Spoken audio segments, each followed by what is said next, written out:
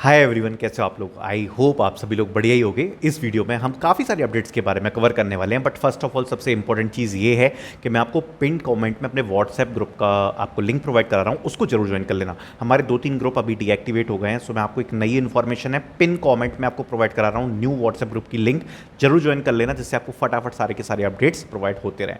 Now सबसे पहले हम स्टार्ट करेंगे विद कैपजेमिनी। सो आज सुबह मैंने कैपजेमिनी की हायरिंग पोस्ट करी थी, जो कि ओनली फॉर वुमन हायरिंग थी। आप लोगों ने देखी होगी वो वाली वीडियो। सो काफ़ी सारे मिक्स्ड रिस्पॉन्स है। काफ़ी सारे लोगों का कहना है कि लड़कों के साथ ये गलत होता है या ऐसा वैसा है। ठीक है, I agree some point, I agree कि हाँ ये होता है, but we can not change the system. ठीक है, सो एक बात आप समझने की कोशिश करो, जो ऐसी फीमेल कैंडिडेट्स हैं जो कैपजेमिनी हायरिंग ड्राइव के लिए यहाँ पर अप्लाई करते हैं, ठीक है, वो लोग जिनने ऑन कैंपस में अप्लाई कर दिया था या ऑलरेडी अप्लाइड थे, वो लोग भी अप्लाई नहीं कर पा रहे हैं। जो कि only first time female candidates हैं, वो केवल कैपजेमिनी के लिए रजिस्टर कर पा रहे हैं। ठीक है, बाकी जो मेल कैंडिडेट्स हैं वो तो अप्लाई कर ही नहीं पा रहे हैं। तो देखो, एक जो माइंडसेट है ना, वो इस वाले माइंडसेट से आप लोग हट जाओ कि ये अपॉर्चुनिटी मेरे लिए नहीं है या मेरे साथ ये गलत हो रहा है।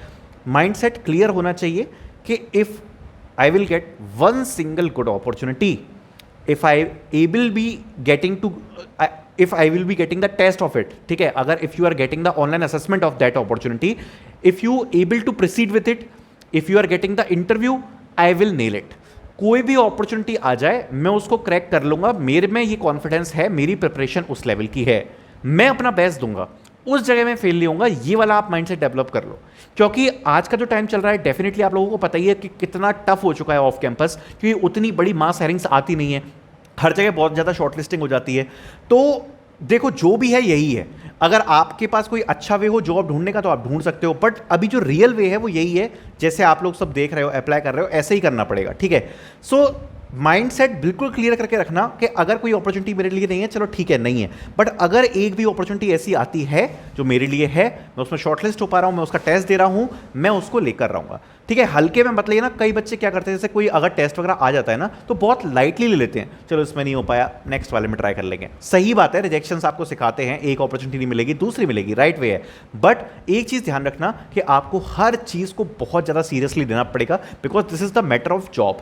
आप उस चीज को शायद सीरियस नहीं ले रहे हो, बट आप जैसे हजार बच्चे बैठे हुए हैं जो उस जॉब के लिए बहुत ज्यादा सीरियस हैं, और डेफिनेटली उसको मिलेगी जिसका टैलेंट ज्यादा होगा। ठीक है, तो माइंडसेट क्लियर रखना, जो भी अपॉर्चुनिटी मिल रही है, जैसी भी अपॉर्चुनिटी मिल रही है, अपना 100% बेस्ट, चाहे लड़का हो लड़की हो फर्क नहीं पड़ता, अपना 100% बेस्ट आपको उसमें देना है।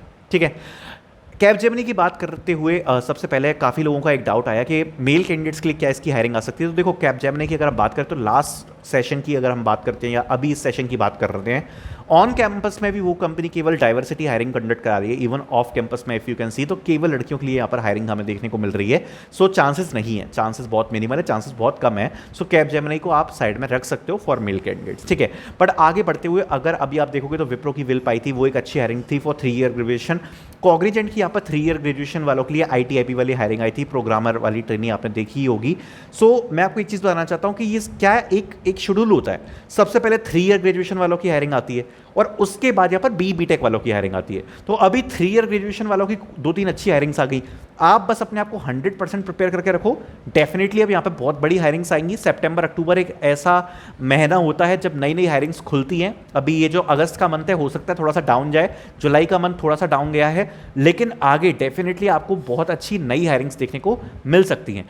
बाकी डेली मैं हायरिंग्स अपडेट कर ही रहा हूँ, जो बेस्ट हायरिंग मिलती है उसको मैं चैनल पर अपडेट कर देता हूँ, तो उनमें भी आपको जरूर ट्राई करना है, क्योंकि मास हायरिंग ही सब कुछ नहीं होता है। जो इस टाइप की हायरिंग्स होती हैं वो भी बहुत ज़्यादा हेल्प करती हैं फॉर द रिक्रूटमेंट। उनमें माना कि शॉर्टलिस्टिंग थोड़ी सी टफ होती है, बट अगर आप एक बार शॉर्टलिस्ट हो गए तो आगे की प्रोसेस बाकी हायरिंग से सिंपल हो जाती है। ठीक है, तो आगे बढ़ते हुए देखो, सबसे पहले मेरे को एक अपडेट और देना है, दैट इज रिगार्डिंग विप्रो। तो विप्रो का काफ़ी बच्चों का कमेंट आ रहा है कि हमें असेसमेंट नहीं आया, हमने लेट अप्लाई किया था। तो विप्रो के टेस्ट आपको आ जाएंगे, थोड़ा सा आपको वेट करना है, क्योंकि आपने लेट अप्लाई किया था। आपको सेकंड फेज में मेल आएगा, तो टेंशन लेने की जरूरत नहीं है, सेकंड फेज में आपको यहाँ पर मेल आ जाएगा। तीसरा जो अपडेट है दैट इज रिगार्डिंग एक्सेंचर।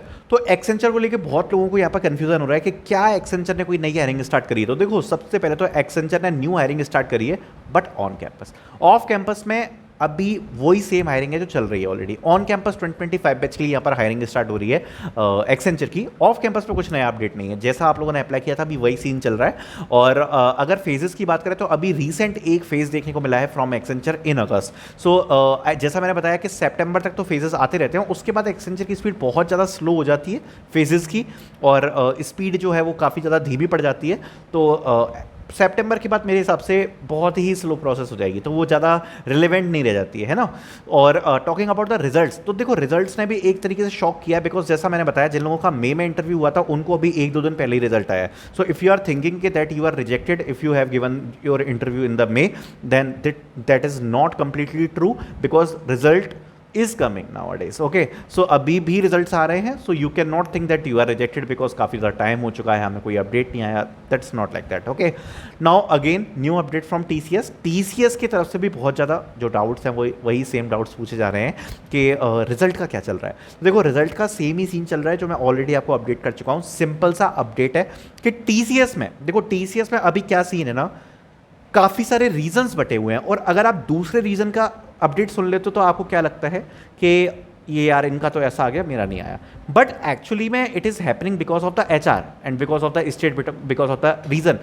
सो उस हिसाब से सारी चीज़ चल रही है, तो आपको ज़्यादा डरने की उसमें ज़रूरत नहीं है, सब कुछ नॉर्मल है। अगर आपका रिजल्ट होगा तो आपको आ जाएगा आपके मेल पे, और अभी रिजल्ट ऑन गोइंग है, अभी भी रिजल्ट्स आ रहे हैं। और एक्चुअली में रिक्रूटमेंट की संख्या बहुत ज़्यादा थी, तो अभी सारे रिजल्ट्स नहीं आ पाए हैं, धीरे धीरे करके आ रहे हैं और आ जाएंगे फ्यूचर में, है ना। अगर आपको जब तक अंटिल रिजेक्शन मेल ना आए तब तक तो एटलीस्ट आप रिजेक्ट नहीं मान सकते हो, बिकॉज रिजेक्शन मेल आए हैं कैंडिडेट्स को, तो रिजेक्शन मेल्स भी आ रहे हैं, ठीक है। Now last update from Tech Mahindra which is very important. Tech Mahindra में बहुत लोगों का ऐसा कहना है कि हमें टेस्ट का मेल नहीं आया, क्या नया फेज़ हो सकता है।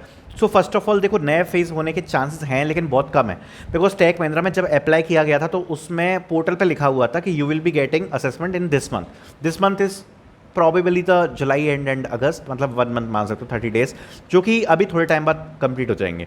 सो नेक्स्ट फेज़ के चांसेस थोड़े से कम लग रहे हैं। जिन लोगों को असेसमेंट नहीं आया, ये हो सकता है कि उन लोगों को शॉर्टलिस्ट नहीं किया। बट हाँ एक चीज़ है, अभी 2 फेज़ हो चुके हैं टेक महिंद्रा की। जब ये 2 फेज़ हो जाते हैं तो जनरली क्या होती है, उसके बाद एक छोटा सा फेज़ और निकालती है टेक महिंद्रा, इसमें थोड़े बहुत बच्चों को भेज देती है मेल। तो एक छोटा, आप सोच सकते हैं एक छोटा फेज़ आ सकता है। अभी जो 2 बड़े फेज़ थे वो ऑलरेडी आ चुके हैं, तो वो शायद आ सकता है, तो उसका पता पड़ेगा। बाकी जिन लोगों का सेकंड फेज़ के इंटरव्यूज़ हैं जिनके शेड्यूल नहीं हो पा रहा है, बिल्कुल टेंशन मत लेना, शेड्यूल हो जाएंगे, आराम से टाइम लो। काफ़ी सारे बच्चों के इंटरव्यू शेड्यूल वगैरह होते हैं तो थोड़ा सा टाइम लग जाता है, टेंशन लेने की जरूरत नहीं है। अगर आपको इंटरव्यू का मेल आ गया तो आपका इंटरव्यू का मेल शेड्यूल हो जाएगा। That's it. Okay, so I hope ये सारे अपडेट्स आपको पसंद आए होंगे। Thank you so much for watching this video.